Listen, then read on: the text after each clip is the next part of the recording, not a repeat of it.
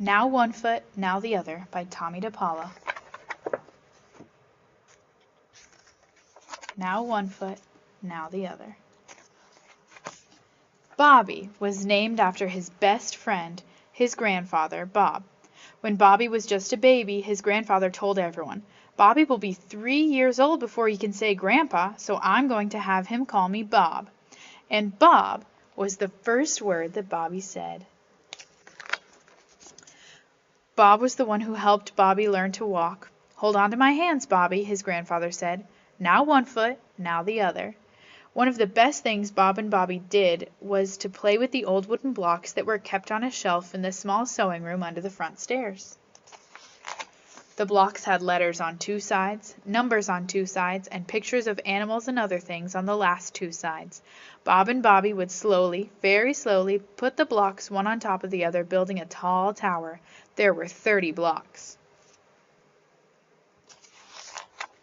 Sometimes the tower would fall down when only half the blocks were piled up, but sometimes the tower would be almost finished. "Just one more block," Bob would say. "And that's the elephant block," Bobby would say, and they would carefully put the elephant block on the very top. But Bob would sneeze and the tower would fall down. Bobby would laugh and laugh. "Elephants always make you sneeze, Bob," Bobby would say. "We'll just have to try the next time," his grandfather would say. Then Bob would sit Bobby on his knee and tell him stories. "Bob, tell me the story about how you taught me to walk," Bobby would say. And his grandfather would tell Bobby how he held Bobby's hands and said, "Now one foot, now the other," and before you knew it.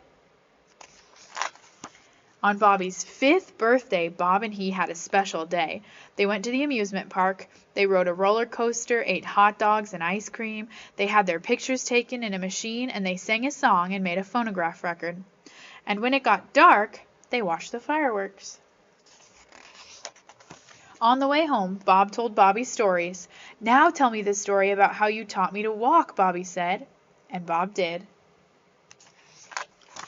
Not long after Bobby's birthday, his grandfather got very sick. Bobby came home and his grandfather wasn't there. "Bob is in the hospital," Dad told Bobby. "He's had a stroke." "I want to go see him," Bobby said. "You can't, honey," Mom told him. "Right now Bob's too sick to see anyone. He can't move his arms and legs, and he can't talk. The doctor's not sure if he knows who anyone is. We'll just have to wait and hope that Bob gets better." Bobby didn't know what to do. He didn't want to eat. He had a hard time going to sleep at night. Bob just had to get better. Months and months and months went by. Bob was still in the hospital. Bobby missed his grandfather.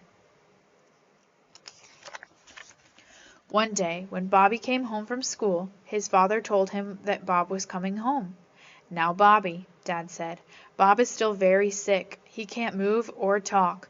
When he sees your mother and I, he still doesn't know who we are, and the doctor doesn't think that he'll get any better. So don't be scared if he doesn't remember you." But Bobby was scared. His grandfather didn't remember him. He just lay in bed. And when Dad carried him, Bob sat in a chair, but he didn't talk or even move. One day, Bob tried to say something to Bobby, but the sound that came out was awful. Bobby ran out of the room. "Bob sounded like a monster," Bobby cried. "But he can't help it, Bobby," Mom said. So Bobby went back into the room where Bob was sitting. It looked like a tear was coming down Bob's face. "I didn't mean to run away, Bob. I was scared." "I'm sorry," Bobby said. "Do you know who I am?" Bobby thought he saw Bob blink his eye. "Mom, Mom," Bobby called. "Bob knows who I am." "Oh, Bobby," Mom said, "you're just going to upset yourself. Your grandfather doesn't recognize any of us."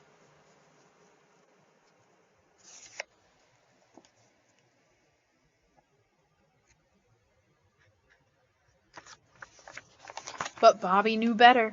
He ran to the small sewing room under the front stairs. He took the blocks off the shelf and ran back to where Bob was sitting. Bob's mouth made a small smile. Bobby began to build the tower. Halfway, almost to the top, only one block left. Okay, Bob, said Bobby. Now the elephant block. And Bob made a strange noise that sounded like a sneeze. The blocks fell down and Bob smiled and moved his fingers up and down. Bobby laughed and laughed. Now he knew that Bob would get better. And Bob did. Slowly he began to talk a little. It sounded strange, but he could say Bobby just as clear as day. Bob began to move his fingers and then his hands. Bobby still helped to feed his grandfather, but one day Bob could almost hold a spoon by himself, but he still couldn't walk.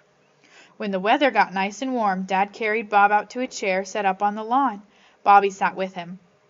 Bobby, Bob said, story. So Bobby told Bob some stories. Then Bob stood up very slowly. You, me, walk, said Bob. Bobby knew exactly what Bob wanted to do. Bobby stood in front of Bob and let Bob lean on his shoulders. Okay, Bob, now one foot. Bob moved one foot. Now the other foot. Bob moved the other.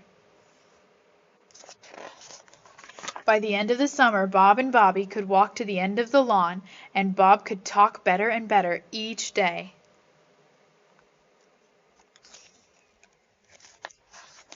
On Bobby's 6th birthday, Bobby got the blocks. Slowly he built up the tower. Only one block to go. Here, elephant block, Bob said. Bobby put it on top. Bob sneezed. Elephants always make you sneeze, Bob, Bobby said. We'll just have to try next time. Now tell me some stories. Bob did.